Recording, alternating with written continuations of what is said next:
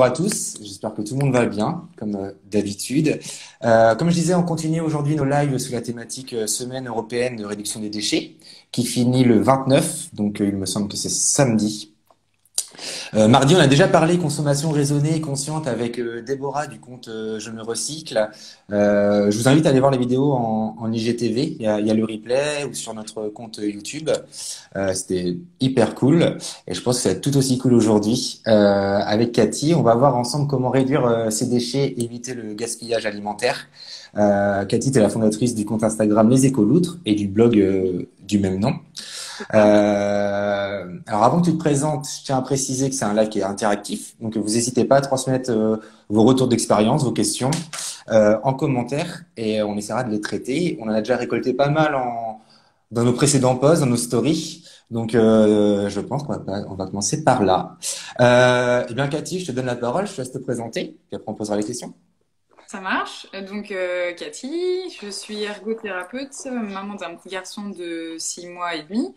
Et donc, il y a quelques mois, on a créé avec mon conjoint les Écoloutres parce que ça fait environ 2 ans qu'on fait du zéro déchet à la maison. Et on avait envie d'aller un petit peu plus loin, en fait, et de partager notre quotidien, que ce soit les galères comme les réussites en écrivant sur le blog, sur les réseaux sociaux et puis en animant des ateliers zéro déchet. Ok. Donc là, tu nous as dit que le projet, tu l'as commencé il y a 2 ans en personnel.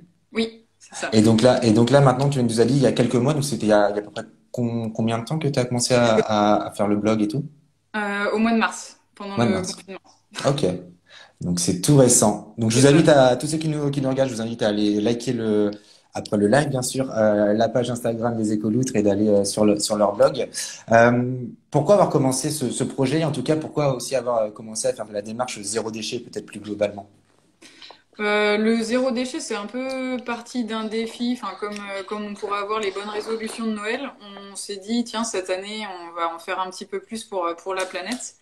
Et Mhm. j'ai commencé à lire le livre de la famille Zéro Déchet. Et là, ça a été la révélation. Et c'est comme ça on a commencé à pratiquer le zéro déchet à la maison. Et en fait, on a tellement gagné en qualité de vie en adoptant ce mode de vie que on a fait que essayer de progresser en réduisant au maximum nos déchets, que ce soit à la maison, mais tous les déchets qu'on génère aussi à côté. Et ça a pris tellement de place dans nos vies qu'on s'est dit, bah, on a aussi envie de sensibiliser un petit peu autour de nous et de pouvoir partager et accompagner ceux et celles qui souhaiteraient se lancer dans la démarche parce que des fois on sait pas toujours par où commencer, comment se lancer. Donc voilà, c'était le projet, c'était aussi de pouvoir aider et de faire correspondre un petit peu plus nos valeurs perso avec nos valeurs pro, on va dire. Ouais, et donc d'ailleurs pendant ce live, on va voir aussi un peu avoir des tips de comment commencer. On a vu qu'il y a eu pas mal de questions comme ça. Euh, Justement, maintenant qu'on va parler zéro déchet dans un ménage français, quels sont les déchets qu'on retrouve le plus en fait dans nos poubelles? Comment les limiter? Lesquels sont les plus faciles à limiter ou à totalement enlever que d'autres? Donc le début de ma question est quels sont les déchets qu'on retrouve le plus dans nos poubelles? Ça marche. Il y a plusieurs catégories de déchets. En fait, on va retrouver une partie importante, c'est ce qu'on appelle les biodéchets, pardon. Mhm. Donc tout ce qui va être les restes alimentaires, les épluchures, choses comme ça représente quand même 30% de nos poubelles. Ok. Donc voilà, on va retrouver aussi les emballages, que ce soit les emballages de plastique, carton, tout ce qui est recyclable comme le papier, le verre, les textiles qu'on va pouvoir mettre à la borne. Et puis, bah, il y a tout le reste, les petits objets qui cassent, enfin, le non recyclable, en fait, ce qu'on va pas pouvoir supprimer ou enfin, pour supprimer, il va falloir se dire, bon, bah, comment j'évite de la prochaine fois le mettre dans ma poubelle. Donc ça, c'est les déchets qu'on retrouve à la maison. Il faut savoir que ça représente à peu près 500 kilos par an et par personne Ok. en France, donc c'est assez énorme. Ça, enfin, pour éviter de générer des déchets et pour se lancer dans la démarche, ce qu'on conseille souvent, c'est de prendre une pièce de la maison, celle dans laquelle on est le plus à l'aise pour réduire les déchets, on va dire, et Ouais. de prendre ben, chose par chose, de se dire, bon, ben, à chaque fois qu'on met quelque chose dans la poubelle, de se dire la prochaine fois, comment je fais pour pas retrouver ce déchet-là dans ma poubelle? Nous, par Ok. exemple, on a commencé par la cuisine parce que dans notre ancienne vie de gros consommateurs, la salle de bain, à chaque fois qu'il y avait une promo, j'achetais par 3 4. Donc on s'est dit, oula, avant d'écouler tout le stock, ça va être compliqué. Donc on a commencé par la cuisine. Il y avait les pots de yaourt, comment on fait pour supprimer les pots de yaourt? On va faire nos yaourts. Comment on supprime le papier alu? On va couvrir avec une charlotte ou avec des carrés cirés ou enfin toutes les petites choses où on va pouvoir remplacer le jetable par du réutilisable en fait. Ok, ton conseil, c'est de se dire, d'y aller petit à petit et de Ouais, commencer par une pièce, celle où on se sent plus à l'aise ouais, c'est ça. Mais vraiment, oui, d'y aller petit à petit, comme tu dis, c'est vraiment important parce que si on veut tout changer en même temps, on finit par péter un câble, hein, clairement. Donc, faut y aller petit à petit et se dire que chaque geste, c'est déjà ça de gagner. Et quand on dit zéro déchet, c'est toujours du presque zéro déchet parce que le zéro n'existe pas. Enfin, voilà. Mais ouais, de faire petit à petit pour réduire progressivement. D'accord. Tu parlais de l'alimentaire, du biodéchet. C'est aussi quelque chose qu'on peut, enfin, ça, on peut le traiter en compost, j'imagine. Ouais, ouais, c'est C'est ça. ça. Donc, faut obligatoirement un compost chez soi si on veut faire du zéro déchet. C'est plus facile. Après, il y a des gens qui ont des poules. Quand on Oui. habite en appart, ça peut être compliqué. Oui, c'est Mais, clair. mais nous, on a un terrain, donc c'est vrai qu'on a la chance de pouvoir faire un compost. Après, ceux qui habitent en appartement, ça peut être des lombricomposts. On ne peut pas mettre tout ce qu'on retrouve dans un compost de jardin, mais ça permet déjà de réduire pas mal. Il y a pas Ok. mal de petites applications. Je sais qu'il y a Easy Compost qui existe et il y a des petites vidéos, des petits conseils. Enfin, pour se lancer, c'est vraiment bien. Et c'est vrai que supprimer 30% de sa poubelle en termes d'économie financière mais aussi pour la planète, c'est hyper intéressant parce que ces déchets, on va pas être obligé de les brûler ou de les enfuir dans le sol alors qu'ils peuvent venir réalimenter la terre, quoi. D'accord. Donc ouais, Euh, le compost, c'est une étape importante, quoi. ok, pour tout ce qui est alimentaire. Euh, on va continuer sur les déchets. Quels sont les déchets les plus difficiles en tout cas, ouais, comment dire, à éliminer, en tout cas, enfin, où ce que je veux venir, c'est le plastique. En fait, on sait bien que c'est un Ouais. fléau, il y a quelque chose comme ça. C'est comment on va, parce que, bah, voilà, on le sait bien, ça pollue nos océans et tout ça. Ouais. Comment nous, on peut limiter le plastique en tant que Français, en tant que ménage, en tant que citoyen? Alors le plastique est partout, donc c'est des Ouais, fois compliqué. ok. Si on regarde que la maison, parce que je pense que si on raisonne déchets en général, enfin, ce que nous on trouve plus compliqué à réduire en termes de déchets, ça va être tout ce qui est lié au transport. Parce que quand on habite en campagne, il n'y a pas forcément les transports en commun, donc on a une voiture, donc on pollue, mais bon, faut bien se rendre au travail. Ouais, Mais dans la maison, en tout cas, pour réduire le plastique, c'est ce qu'on disait pour tout ce qui va être alimentaire, c'est éviter les emballages. Enfin, on dit toujours que le meilleur déchet, c'est celui qu'on ne produit pas. Donc, j'évite d'acheter du plastique, j'évite d'acheter un emballage en plastique. Donc, j'emmène mes sacs, mes bocaux, mes tupperwares quand je fais mes courses.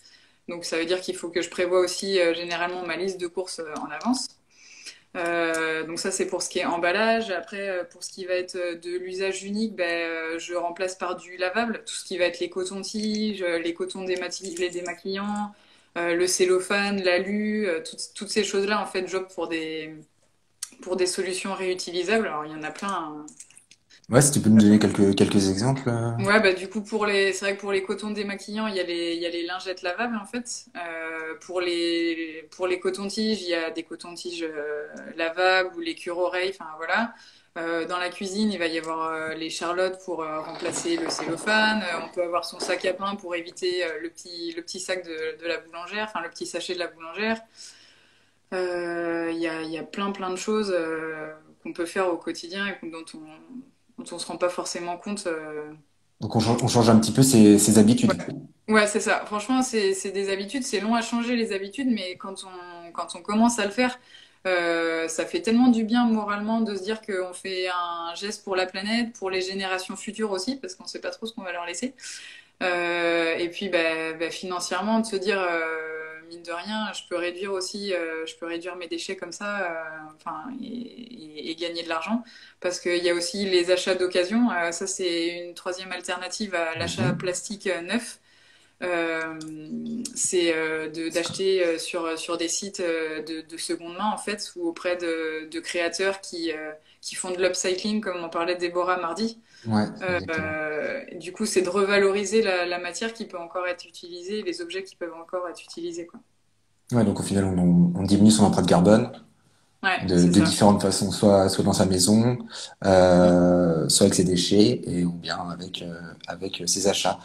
Tu nous parlais donc, j'y vais d'aller faire ses courses avec son tupperware et choses comme ça. Pour faire du zéro déchet, il faut obligatoirement faire du vrac, aller acheter en vrac ou comment. Bah, enfin, moi, ça me paraît, oui, je pense que c'est compliqué de faire du zéro déchet si on n'achète pas en vrac. Après, on peut aussi faire le choix de jamais acheter en vrac, mais à la coupe des plats tout préparés. C'est que là, financièrement, ça revient beaucoup plus cher de pas mettre la main à la pâte, quoi. Ouais, Mais oui, nous, on achète tout en vrac, alors que ce soit dans un magasin bio ou pas, hein, parce que maintenant, les grandes surfaces s'y mettent beaucoup. oui, exactement. On pourra dire ce qu'on veut des grandes surfaces, hein. Je n'appelle pas au boycott, voilà. Mais je pense que quand on démarre dans le zéro déchet, nous, on était très contents de trouver un rayon à la coupe, de trouver du vrac au supermarché parce qu'on n'était pas prêt à aller vraiment acheter du bio. Enfin, voilà. Donc, je pense que quand on démarre, comme on disait, chaque geste est le bienvenu et de pouvoir faire ses courses en vrac au supermarché, c'est déjà ça de gagner, quoi. Top. Bah, tu vois, il y a quelqu'un qui nous disait que nos grands-mères n'utilisaient pas d'alu ni de film étirable, elles mettaient des assiettes sur les contenants. Je le Ouais, fais et n'achète plus ces emballages jetables, c'est exactement ce que tu disais. ouais. C'est ce Il y qu'on fait a, pour les crêpes. Nous, on s'embête pas. Quand on a des restes de crêpes, ben, on met une assiette par-dessus une autre assiette et ça marche très bien. Elles se conservent comme ça. et Mais ça c'est évite vrai de que tirer 30 centimètres d'aluminium et c'est ça c'est toujours ça exactement. pour la planète. Mais quand on revient sur nos grands-parents, j'ai des fois des collègues qui disent oh là là, j'ai l'impression que c'est un retour en arrière, mais je pense pas que ce soit un retour en arrière. En fait, le zéro déchet, c'est un retour à l'essentiel et à ce qui est logique. C'est qu'on est passé dans un monde tout plastique, tout Ouais, pratique, tout jetable, et au final, c'est catastrophique pour l'environnement, quoi. c'est clair. On avait une autre question, plutôt quelqu'un qui est de jeune, en tout cas étudiant, qui dit en tant qu'étudiant et sans composteur, donc entre parenthèses petit budget en gros, Ouais. est-ce qu'on peut faire du zéro déchet et comment? Ouais, bah, je Tu vais vois, prendre l'exemple de mon petit frère qui est étudiant justement, ouais, qui est étudiant à Nantes et qui, lui, à force d'entendre parler zéro déchet et de voir notre démarche, s'est dit ouais, je vais peut-être essayer aussi. Et en fait, il arrive très bien sur Nantes à faire ses courses en vrac, donc bah, il vient avec ses sacs en supermarché. Hein. Lui, il va pas forcément à la Biocoop, mais ça marche très bien comme ça aussi pour débuter. Il s'est renseigné sur les sites, les groupes Facebook, choses comme ça, pour trouver des producteurs locaux sur Nantes. les AMAP, les choses comme ça. Ouais, il va pas forcément en AMAP, mais je crois qu'il a trouvé un petit magasin de producteurs, un truc comme ça. Enfin, Ok. voilà, pour faire vivre le local, il achète de saison. Et puis aussi, il s'est équipé. Ça, c'est important quand on fait du zéro déchet, c'est qu'on passe du temps dans la cuisine, hein. Et du coup, il s'est équipé en achetant d'occasion sur Le Bon Coin. Il a trouvé un petit robot à 3 fois moins cher que du neuf et bah, ça l'aide vachement à faire ses menus, à faire ses repas pour la semaine, quoi. Mais c'est vrai que lui, il dit financièrement, je vois pas de différence entre maintenant que j'achète en vrac et que je fais du zéro déchet avec le avant, en fait. Donc il fait pas forcément d'économie, c'est ça qu'il veut dire ou Ben, il fait pas forcément, enfin, sur les il achats dépense pas plus d'occasion, en tout cas, voilà, il c'est dépense pas ça. plus, contrairement à ce qu'on pourrait penser, parce qu'on entend souvent que d'acheter bio ou choses comme ça, c'est plus cher. Mais lui, il dépense pas plus comme ça, en fait. Ok. Et la deuxième partie de la question, c'est je n'ai pas de, en gros, cette personne n'a pas de composteur, Ouais. est étudiant. Comment faire? Du coup, enfin, si on est vraiment motivé pour avoir un compost en appartement, c'est possible. Et les lombricompost, ça existe et c'est pas si galère que ça. Après, si on veut pas du tout se lancer dans ça, des fois, il y a des composts de quartier, faut se renseigner. Et puis, faut pas hésiter aussi à demander conseil aux groupes locaux, les groupes Zero Waste. Il y a Zero Waste Vendée, mais il y a aussi Zero Waste sur Nantes pour savoir s'il n'y a Mhm. pas des gens qui récupèrent justement les biodéchets pour bah, nous éviter de les mettre dans notre poubelle et eux venir enrichir, par exemple, pour leur jardin ou choses comme ça. Enfin, faut pas hésiter à se renseigner sur les groupes Facebook qui font déjà du zéro déchet pour se sentir un petit peu moins seul aussi dans la démarche. D'accord. Ouais, bah, c'est ce que, enfin là, mon expérience personnelle, c'est regarder aussi dans les parcs, les choses comme ça. Il y a toujours des composts de quartier. Ouais, Euh, tu prends un contenant pour répondre à cette personne. C'est ce que je fais. Moi, je suis en appartement, j'ai pris un contenant et toutes les semaines, je vais vider mon compost dans le parc à côté où il y a des composts ouais, voilà, communaux. c'est ça. Apparemment, tu as contaminé que ta famille, tes amis. On commence tout petit, mais la prise de conscience, c'est le premier pas. Oui, déjà en parler, Ouais, ça permet d'éduquer ou en tout cas de donner l'information aux gens autour clairement. de soi. Mm. Donc c'est bien, tu prêches le zéro déchet. Ouais.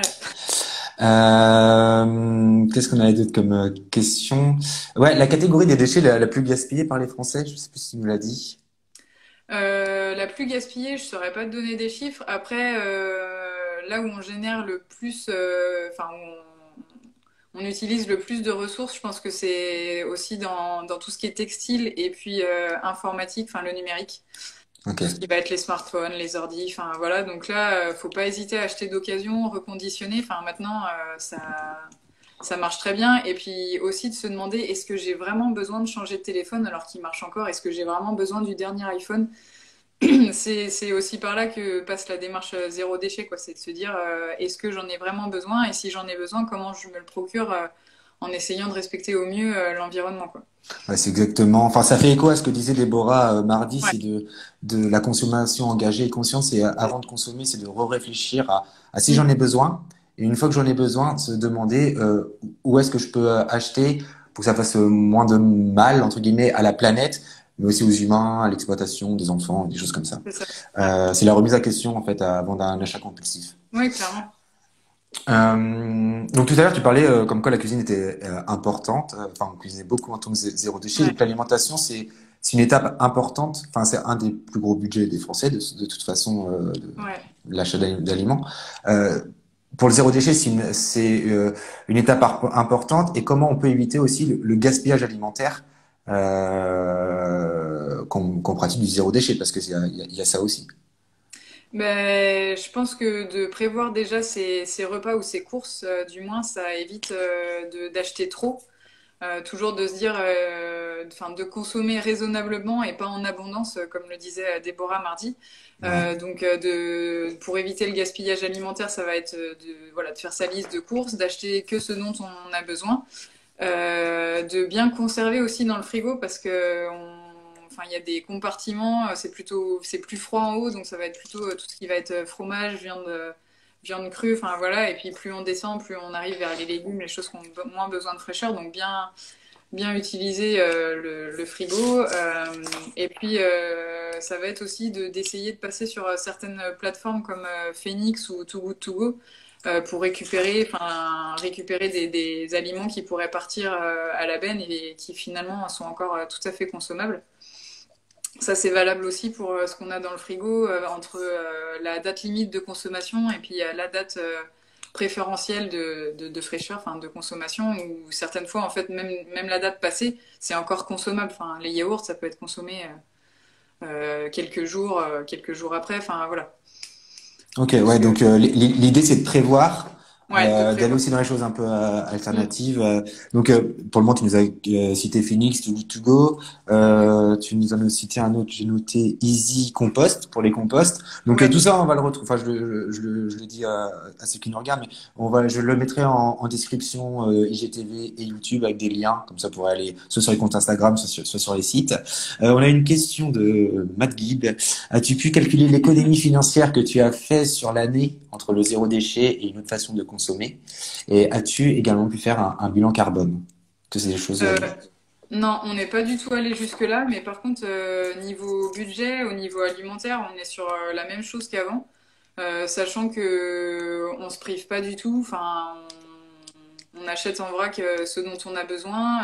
On a réduit notre consommation de viande parce que ça va aussi avec la réflexion zéro déchet de tout ce que ça génère de produire 1 kilo de viande. Après, j'appelle pas du tout au boycott de la viande. Je pense qu'il vaut mieux consommer mieux de la viande et moins. Enfin, vaut mieux valoriser la viande qui vient du producteur local que celle qui vient de l'industrie.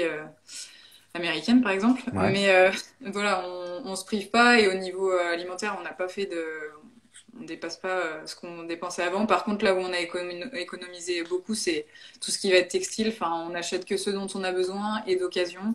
L'informatique, ben, on remplace que ce dont on a besoin. Enfin, j'ai dû faire remplacer mon téléphone. J'ai changé juste la batterie, alors qu'avant, j'aurais changé complètement de téléphone. Enfin voilà, on gagne vachement là-dessus et même pareil pour notre fils, on a tout acheté d'occasion et finalement on se rend compte que ça coûte pas si cher que ça d'accueillir un enfant quand on fait attention et qu'on consomme raisonnablement, comme on le disait mardi en fait. Ouais. Donc, ouais, c'est ce qu'on disait, c'est qu'il faut revaloriser tout ce qui nous entoure. Ouais, c'est ça. Et ben maintenant que tu parlais de ton garçon, est-ce que tu as des conseils zéro déchet, enfin avoir un enfant et être zéro déchet, comment on le vit? Est-ce que tu as des conseils pour des jeunes mamans ou celles qui vont bientôt avoir un enfant, des jeunes parents qui veulent être dans le zéro déchet et qui ont un enfant? On peut concilier les deux? Ben, on s'est renseigné sur ce qui était utile et ce qui l'était pas, hein, parce qu'on se rend compte finalement que des fois on nous vend des listes longues comme le bras de ce dont on aurait besoin pour un enfant et on se rend compte que bah, satisfaire juste les besoins primaires ça suffit amplement. Enfin, un enfant il a besoin d'être nourri, d'être habillé, d'être changé, d'être aimé. Enfin voilà. Donc on s'est renseigné sur ce qui était vraiment essentiel et après on est passé par que de l'occasion pour tout ce qui était matériel vraiment, que ce soit dans la chambre, la table à langer, les choses comme ça. Et puis après, ben, on utilise des couches lavables, Ouais, forcément. c'était une de mes prochaines questions parce que c'est un des plus gros budgets des parents. Voilà, donc Du bah, sinon, lavable, comme les cotons, comme ce que tu me disais tout à voilà, l'heure. exactement, comme à l'ancienne, comme ce Ouais. qu'avaient nos grands-parents, nos parents, enfin voilà. Donc du lavable plutôt que du jetable. Et puis après, j'avoue qu'il y a des choses, bah, on peut pas, on n'a pas réussi à supprimer, hein, mais bah, on essaye entre guillemets de trouver la solution Qu'est-ce qui a la été moins pire. qu'est-ce qui a été le plus difficile ou que vous n'avez toujours pas réussi à supprimer? Peut-être celui Ouais. qui a été le plus difficile à changer et celui qui a été que vous avez encore rien trouvé, par exemple. Pour notre fils, Oui. En tout ce cas, qui est le plus pour tout ce qui est lié à la parentalité et tout ça. Je dirais que ce qui est le plus compliqué, c'est tout ce qui a le rapport aux soins, tout ce qui va être le sérum FI. Enfin, on n'a clairement pas tenté de le faire nous-mêmes parce qu'il Ouais. faut que ce soit un minimum bah, stérile ou pas. Enfin, voilà, de ce qu'on lui met dans le nez, dans les yeux. Les crèmes, j'ai tout essayé. Franchement, j'ai fait un article sur le blog en expliquant que oui, j'ai essayé quand il a des rougeurs d'utiliser du lait maternel, d'utiliser de l'huile de coco. Je pense que mon conjoint me regardait à chaque fois désespéré en disant quoi cette nouvelle expérience. Donc là, on est passé aux crèmes bah, bio, mais toujours emballées. Donc je pense que ça, c'est le plus difficile à supprimer pour nous avec un bébé. Après, le plus facile, ça a été, je dirais, l'alimentation. Parce que moi, j'ai fait le choix d'allaiter et là, on lui fait ses repas, ses petits pots et tout ça. Après, je juge absolument pas. Il y a des mères qui n'allaitent pas et je pense que c'est vraiment un choix personnel. Faut être à l'aise avec son corps, faut être à l'aise avec la démarche. Et clairement, on n'aurait pas été dans du zéro déchet, j'aurais pas allaité, je pense. Donc Ok. je juge absolument pas. Donc tu parlais aussi de vêtements de seconde main. Il y a quelqu'un qui nous a posé la question, où est-ce qu'on peut acheter des vêtements de seconde main en dehors de Vinted? Ben, dans les friperies, enfin, je sais que par chez nous, il y a Mamie Paillette aux herbiers, enfin, et enfin, que ce soit pour les enfants ou les adultes, nos jolies bouilles, voilà. Emmaüs, toutes ces choses-là, tous les magasins de seconde main maintenant qui se montent, des vides-greniers en fait permanents. Il y en a à Boufféré, il y en a aux Essarts, enfin voilà, en Vendée, il y en a pas mal. Mais il y a vraiment de quoi trouver sur place. Et c'est vrai que quand on commande par Internet, on sait absolument pas si ça va nous aller, on sait absolument pas si ça va être abîmé ou pas. Alors que là, de pouvoir aller en magasin et de regarder si ça nous correspond vraiment, eh ben, c'est le top. Et j'espère que ça va se développer de plus en plus parce que franchement, on fait des économies et on fait du bien à la planète aussi, quoi. Ouais, ouais, c'est ça. S'il y a Vinted, il y a Le Bon Coin. Ouais, Il y a de plus en plus de friperies qui se montent, c'est ça, ouais.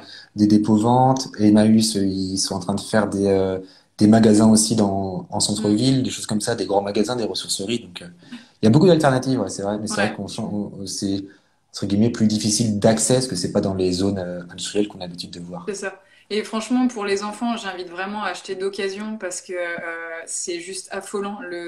Ils portent une fringue deux fois et la semaine suivante, c'est déjà trop petit. Enfin, et quand on voit le prix, des bodies, des trucs comme ça. Mais on se dit, mais enfin, c'est hallucinant tout ce que ça a généré comme déchets pour arriver jusque chez nous en termes de coton, en termes d'eau, en termes d'empreinte carbone, comme on le disait. Enfin, voilà, il y a des trucs qu'on trouve, c'est quasiment neuf.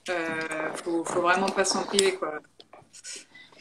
Oui, c'est vrai, quelqu'un qui nous a écrit ça, mais Give, G-E-E-V, qui est une Ouais, application qui permet de faire de soit du donner, don, ouais. soit faire du troc, avec On un petit l'utilise système de vachement aussi. bananes. Ouais, Ouais, ben, c'est ça.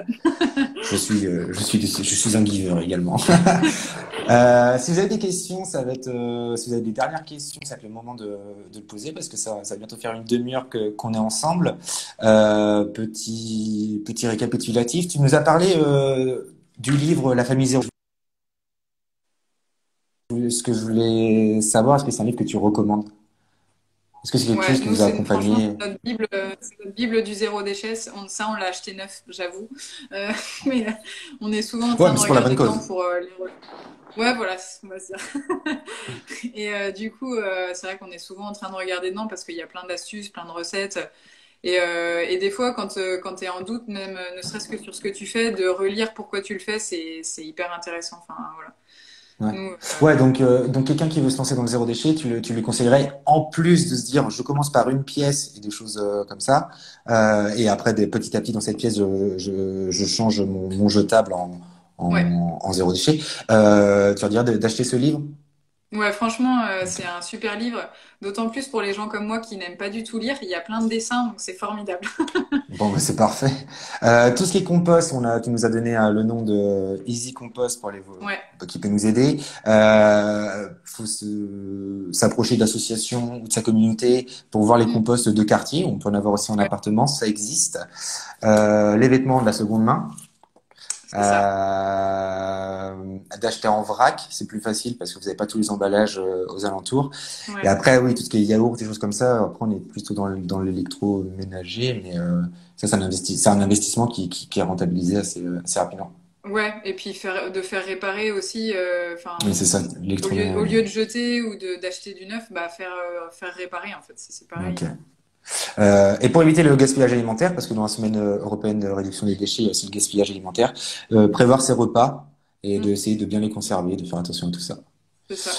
Euh, alors, oui, ben, de toute façon, c'était une de mes prochaines questions. Noël approche. Des conseils Ouais. pour éviter le gaspillage? Non, ou des idées de cadeaux aussi pour un Noël responsable, des noms de compte? Est-ce que des petits tips à nous conseiller?